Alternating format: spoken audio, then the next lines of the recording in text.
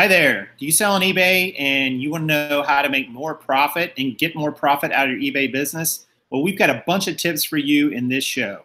Welcome to the Prof Sales YouTube channel. I'm Prof Sales. And I'm Just Ask Kaaren. And Kaaren has some sort of thing on her hand, and I don't know why. Don't ask why. Just roll with it, Prof. This channel, we talk about being a reseller, being in business for yourself, an entrepreneur, selling on e-commerce platforms like eBay, Amazon, and so on, and having a positive attitude about your business. And we're glad you're here. There's a live show going on, a live chat going on right now during the show. You can join us. You can ask a question. And if not, you can always leave a question or comment after the video post. But we're glad you're here. Check out the description. There's all kinds of helpful links there that'll help you in your business. And as always, consider subscribing to the channel as well. You did so good. You just kept talking while we were over here being silly. Anyway, I don't even know what that thing is, but I don't either. I think it's a hand. 1, 2, 3, 4, 5. We found it over the weekend, and I had to have it. But then it has this. We don't know what's going on. But anyway, once again, we are glad you guys are here. We're letting the room fill up. There's all kinds of people coming into the chat, and it's going to be a little shorter show today. Probably only about 30 minutes, because Karen's got to run out of here and be somewhere at 2 o'clock. And we thought we would talk to you guys about profit, because we talk a lot in the reseller community, especially about what to buy, about what not to buy, about what sort of shipping to do, what platforms to sell on, be on the lookout, BOLOs, all kinds of things like that. But to be honest, a lot of times we don't do a great job about giving you information about how to increase your profitability.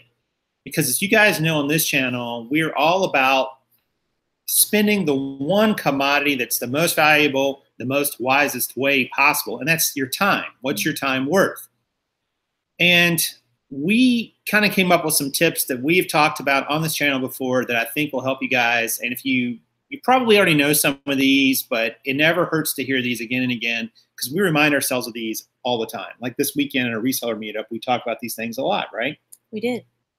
And profit's a little bit important, yeah? Otherwise, why are you doing it? Right. I mean, you've got to make this worth doing, and a lot goes into that definition. But we're going to give you the profit mantra. Shall I play some mantra music? Oh, that's nice. I like that. So here's the profit mantra, and it sounds more complicated, it is, but it's really not complicated. You should strive to sell the highest average selling price items possible in the least amount of time with the least amount of energy and capital spent on those items. So in other words, sell stuff or get as much as you can for them, sell them as quick as you can, and spend as little as you can doing it, time and money, which sort of makes sense. Mm-hmm. I mean, every business kind of does it, because what makes sense for you in terms of your time and energy is going to be different from me, but you still should always think about it in terms of that mantra. You know, you want to get the highest price you can, and maybe your highest price in your niche or your area is $15 or $10 or $30 or $100, doesn't matter. But also sell it in the quickest amount of time possible, because that gets your money back out, and do it with the least amount of energy put into it. So that's the profit mantra. So we're going to talk about the tips in that in just a moment. And anytime you accomplish any of those four, you're increasing your profitability. Yes. Yeah. Like if you can, and you can't, that's a great point. And I'm glad you brought that up, because you're not always going to be able to do that on all four of those areas. You're not always going to be able to find the highest average selling price item. You're not always going to be able to spend just a little bit of energy. Sometimes it's going to take more energy. Sometimes it's going to take more money you're going to have to spend to buy it. And sometimes it's going to take longer to sell. But anytime you can increase any of those in a way that's in your favor, it helps your overall profitability. So you want to jump into some tips to increase all that? We've got 6. I got that right. 6. I can count today. And a 5-finger, or it could be a 6-finger puppet. So we'll go. Ready? 1, the first one. And we talked a lot about this, actually, because different people use different models. Yep. And our very first tip suggests that you buy lower cost items, right? Every dollar you don't spend on inventory is a potential profit dollar in your pocket. Right. And you're spending less capital. So when you spend less capital, your profitability goes up. And that may seem like common sense, but lower cost items, it can be a little misleading to a lot of people in the reseller world, because for some people, they think that means, well, I've got to go buy items that only cost $1 or $1.50 or $2. That's not what we mean at all. Buying lower cost items is only going to get you so far on this profitability scale, because you can only go to 0, right? I mean, that's as low a cost as you can get for something. You cannot go below 0 in cost paid for an item.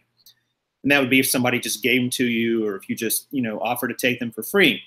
But lower cost items, if you're selling, let's say you're selling, let's say you're selling iPhones.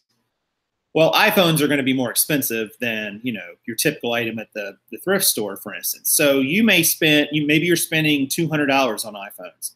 Well, if you can spend $180 on iPhones on average, a $20 reduction, that's 10%. That's increasing your profitability as a reseller. That 10% goes right in your pocket, because that's $20 you didn't have to spend on that phone, which goes towards the next item that you are going to spend it on. So that's how it increases your profitability. So it's money not in poker. We had this saying, like, you can't lose what you don't put in the middle. You can't lose money that you don't put in the pot. And one of your objectives in poker, as it is investing, as it should be in reselling, is don't lose money. Like, losing money sucks. I mean, that's the worst case, because then you have once it's gone, it's gone. You cannot multiply it. So you always want to have an eye towards buying lower cost items. Number 2. Before I do number 2, Red Neckerson Resales, thank you so much for the super chat, sir. Really appreciate it. And great friend of the channel, and good to see you. Haven't seen you in a while, so welcome. Indeed. So take 2. Number 2. Sell items that have a higher average selling price.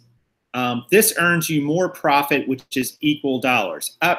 Okay, I'm a numbers guy. I'm an analytics guy, percentages and so on, yada, yada, yada. But it doesn't do much good to talk about your profit margin if you're not making a lot of actual dollars. Right. Like saying, oh, I sold this item and got a 100% return on my investment. I bought it for $1 and sold it for $2. Well, that's only $1. That $1 doesn't do much. I would rather sell a $10 item for $15 and make a 50% return on my investment than your 100% where you only got $1, because I got more actual dollars, and dollars themselves actually matter. And the only way you can really do that is if you sell items that have a higher average selling price. Now that might just be, again, take this to your niche and apply it. Maybe you're selling men's button-down shirts. And, there's some men's button-down shirts that go for great money, but there's a lot of men's button-down shirts that kind of are in the same range. They're in that, $12 to $18 range, so more or less. But there are some that are on the outside of that are 20 and 22 and 24 and even 30 and even more. You can look to sell those items, increase your average selling price, because that extra profit goes right in your pocket. Yes, you're going to pay more fees, and it's possible you might pay more for them, but a lot of times you won't. You just need to focus on those more, if that makes sense. So increasing your ASP is really, really an easy way to help your profitability. And that's one of the things that we're concentrating on for 2018, is increasing that average selling price, right? Yep. Number 3, one of my favorites, and that's buy things that you can list in bulk. Because guess what, folks? It takes you the same amount of time to create one listing for one thing as it does to create one listing for many of the things, right? And we again, we got into a big discussion about, time and listing, and how, if you can ideally get things where you're getting more quantities of something and able to do that varied listing, that's going to make you more money. It's just because the same amount of time was spent. That's even for me, that's simple math.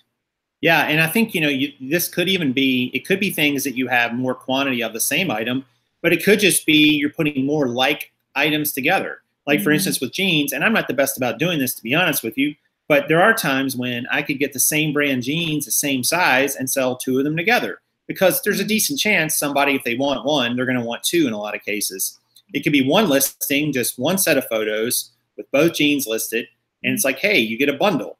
So a bundle or buy is one way to do it, where you put multiple items together that makes sense. You can't just put a bunch of random items together that aren't that don't really connect to each other. Well, you can, but the likelihood of you selling them is very little, right? I mean, it has to make sense to the buyer. Put yourself in the buyer's position. Like, what would they want?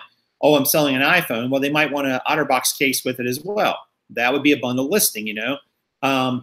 Or you can go the route of, I've got a chance to buy 10 of these that are basically the same thing, and I can just put in different colors or variations. I can make one listing, one set of photos, and sell 10 items at the same time. That's a super easy way because it saves time, as Kaaren mentioned, and that time, remember, that's part of the profit mantra at the beginning we mentioned. If you're saving time, you're gaining profit by definition. And time is always good too, because you can go spend it somewhere else, even outside your business if you want to. Ooh, that would be nice. Yeah, like a vacation. What's that? I don't know. Okay. Number 4.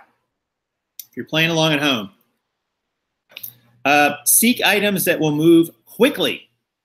Because that was quickly. That was my demonstrative. It's almost quickly. in my face. $1 earned today is often more valuable than $2 earned tomorrow. Now, I'm not talking about actual $1 versus $2, but when you can earn money now, it allows you to use that money, whether to pull out for your, maybe it's for your salary. You can use that money to reinvest and take it, put it back in your capital stores and buy more items. So getting, I'm not saying it has to be necessarily a quick flip model, but you also, if you want to buy items that are going to take 5 years to sell, you're tying up your capital for all that time too. So you've got to make some decisions at some point on items. What is that tied up capital worth to you? You could be taking that that capital sitting there, these jeans sitting here on the shelf cost me money in that I cannot use that capital that I've already put into them to go buy something else. It's still invested in those in inventory. So at some point I have to make a decision on certain items to get rid of them. So obviously, selling items more quickly, and that might mean it's going to change what you source. Right. And it also, another thing, the tying up capital, we talk a lot about, people say, well, it's a long tail item, but I'm going to add something to that. Not only does it free up the capital, but it frees up the space. And that's something very relative and close to home for us right now, because we need the space. And in some ways, we don't know what to do with the space. And in others, we've already run out of the space. So I would add on to not only will you have the money and potentially make more money as a result of sitting on it for 5 years, like you said, right? But you're going to free up the funds to buy more inventory sooner. And then you're also going to have space for additional inventory sooner as well. So, yep, I like that. This one's yours. 5. These little Google eyes that make noise. Isn't that cool? Okay, so we knew this was going to be a problem for me. Number 5, seek ways to cut your expenses. Oh my gosh, can we talk? That is a biggie. Like, how often do people talk about, what they made or whatever, but then, oh, I had to do this sidetrack and I had to go buy lunch and I had to get my nails done and all that stuff. Yeah. Expenses and overhead. And we don't, you and I even talked on the way home, like a lot of folks, when they're talking about how much money they make, an easy figure to throw about is when you bring up that number, that magic number on eBay, when you open the app and it says, okay, I've got $1,000 in sales for this week or whatever. And people are really free to give you that number, but for whatever reason, it's not so forthcoming in, well, I spent 20 hours to get the stuff. It took me additional this for that and the gas and the lights and everything, right? Right. So overhead, all of those thingies play a role in your bottom line, right? And anytime you can become more efficient and trim those, you're saving money, making more money as a result. Yeah, right? I totally agree. I mean, only buying what you need and not what you want in your business. I know all of us want, the fanciest Zebra or Dymo printer, or we want the best tape gun, or No. I have to have my own top quality. There are certain non-negotiables. There are certain things, we're not gonna. But you can also buy things in bulk, like get a better deal for it. If you've got the space for it, like we're not suggesting you kind of, put yourself out of your home or your garage or whatever. But if you're using half-page shipping labels that stick on to the package, why buy 100 if you know you're going to be doing this for a year? Buy 1,000. You're going to get a better price. You're going to use them. Just things like that, you can always be on the lookout for it. And I'm always on the lookout for it, because that money, like overhead, will eat you up in expenses. And you really don't, every dollar you spend on overhead which is anything that's not directly related to your selling, that's a dollar that you no longer have in your pocket. So you obviously want to minimize that as much as possible. Right. And consider like another way that you can help with your expenses. And we're kind of calling, I see all the peanut gallery there. Hey, Alex. Hey, Jennifer, everybody from the weekend. But one of the things you can do is you can recycle and repurpose. Shipping supplies in particular. You know, we just shipped something rather large that needed some extra TLC, and we used popcorn peanuts, we used some paper, but we recycle boxes in particular. If you have the room, break them down. But there's all kinds of ways that you can save money to make money. And for me, that's an easy one. I mean, I'm even suggesting that we create a recycle paper pile so that if we need some void or fill for a box, or to fill the void in the box, we can use actual paper or something instead of the big strips of the craft paper or something. And speaking of that void, you know, old boxes that are maybe in not great shape to ship in anymore can be used as void in a box. They do add some weight, but they also add a lot of stability, and they'll keep other things from moving around. So there's a little tip.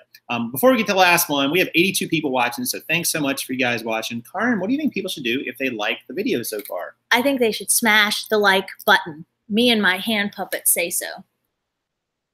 I don't know what that thing looks like, but it's disturbing. I promised it would be on the show. We don't know. We found it. We loved it. We bought it. And so now it's the new mascot. It's like, all right. And we're going to have a contest. So we don't know what to name it. Number 6. What we know now is we're going to move on to number 6. 5 and 6. And this sort of ties in with number 5. Maximize your tax deductions. If you're in business for yourself, guys, you have deductibility of lots of different things. Not a CPA. There's my public service announcement about, you know, disclaimer. But you have lots of things you can write off. You can often write off all your mileage. You can write off the cost of some of your meals. You can write off the cost of some of your space if you're using your house or if you're somewhere else.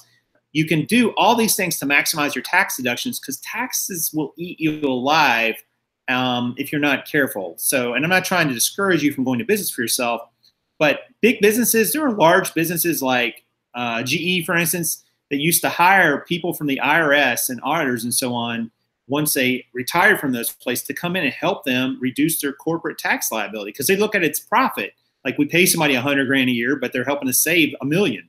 So that's very important. And seek professional advice from a CPA or tax professional because they can help you identify things you had not even thought of that TurboTax doesn't necessarily cover, that you would not even go in that direction. And obviously, along with that, keep receipts of every expense you have. Even if you don't think, and there's lots of great receipt apps out there. There's apps like MileIQ to track your mileage. There's so many ways to keep track of your business expenses these days. There's really no excuse for not doing it. And if you don't do it and you don't claim those things, you're just sending a lot of money to the IRS or your state that you don't need to. So you've got to do that. They all add up, even the little ones. Every mile you drive is, what, 55 cents or whatever it is potentially in deductibility. I mean, that's a lot, you know, because you could easily drive, you know, a couple thousand or maybe more miles in the year just in your business. So maximize your deductions, guys. Really, really an easy way to put money back in your pocket. Be in the hand, concur.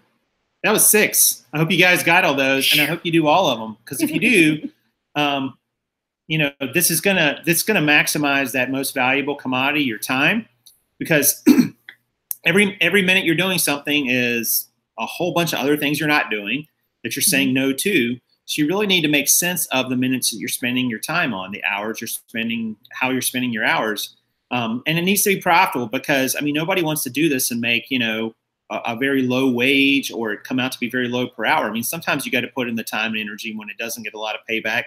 But ultimately, there's ways to maximize your profitability, like with the 6 tips that we just gave you guys.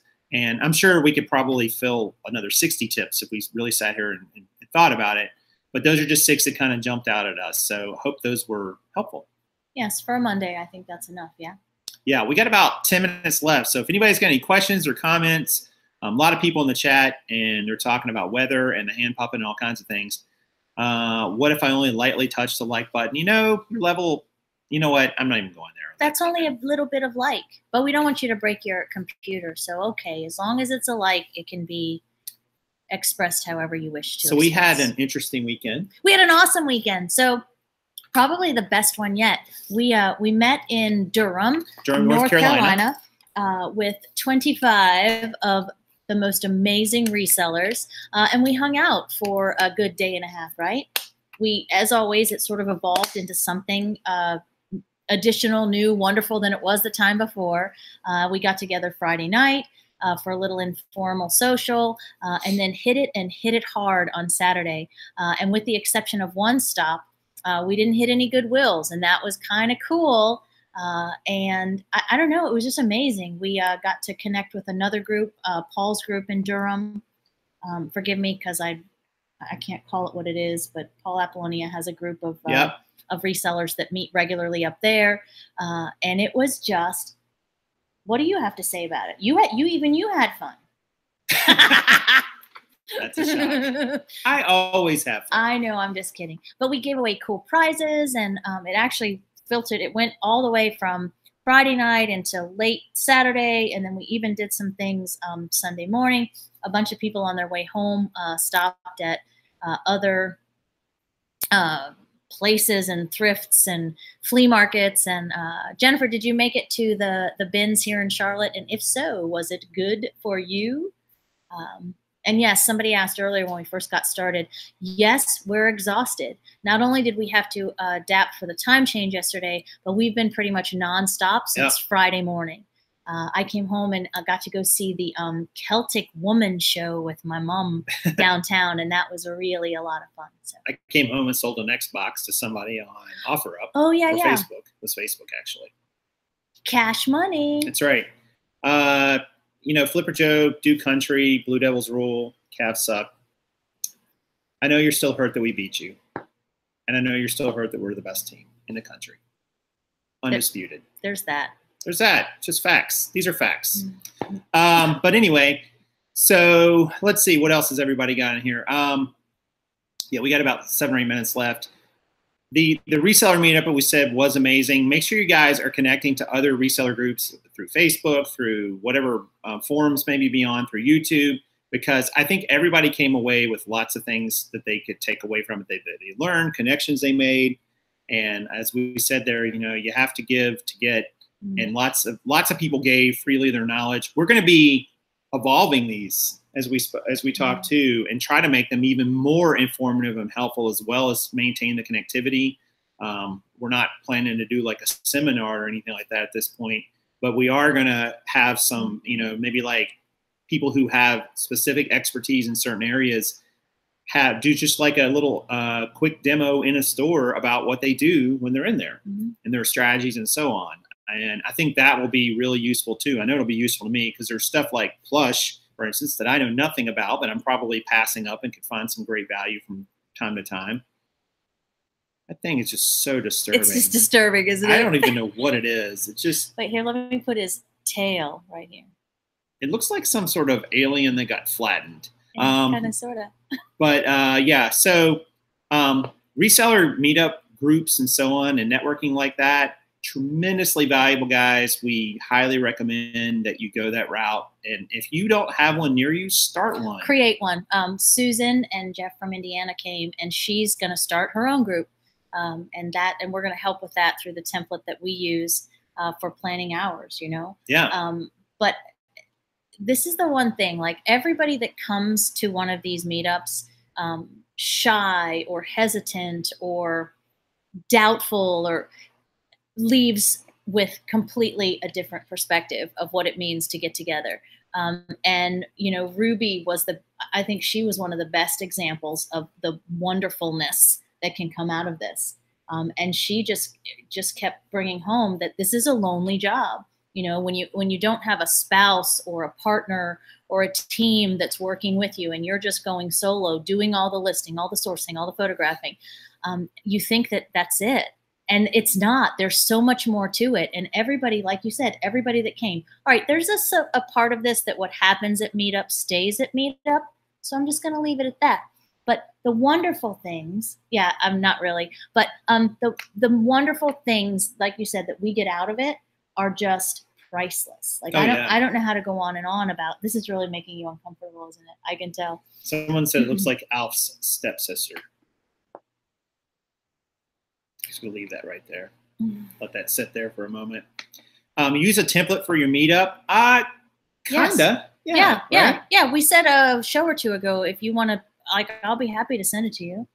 But it's just like a Google Doc, and we, it's pretty much, it follows the same format, but it evolves every time. And like Jason said, the next time we get together, we're actually going to have a more formalized, informal get together the night before, where we actually ask, we kind of hung out and compared notes and how we do and what we do. But we're going to have a scheduled time where people can ask questions, and maybe, like, what's the FedEx shipping? Smart Post. Maybe Smart Post is your thing. And maybe Sue doesn't know how to do Smart Post. Like, we can have a conversation all together about that and compare notes that way. Yeah, and we talked about in the store, like, for instance, going through in different niches and so on, and people who have expertise in it, because clearly we don't have expertise in most of the niches in the store, but that they would be willing to spend 5 or 10 minutes with anybody who wanted to come over and say, hey, this is what I look for when I'm going through it. Not so, like I said, not so much a brand BOLO approach, because as we were talking with Kristen yesterday, that changes. Brands change, things kind of, and they have some seasonality, and you can always research that on your own. But what is not easy to research is, how do I know if this silk blouse is damaged or not too much, or if that stain will come out, or how do I process, or how do I quality control that pair of shoes? Right. And you're right, and it's one of the reasons why we don't talk a lot about brands here. And I had a conversation with someone over the weekend as well, but because the brands that are plentiful here are not going to necessarily be plentiful in Indiana or Washington or California or whatever. So we feel oftentimes that we're doing you more of a disservice by telling you the limited brands that, we look for or whatever. Yeah. I think the knowledge, don't you think it's more like, it's the whole give a man a fish, teach him how to fish kind of thing?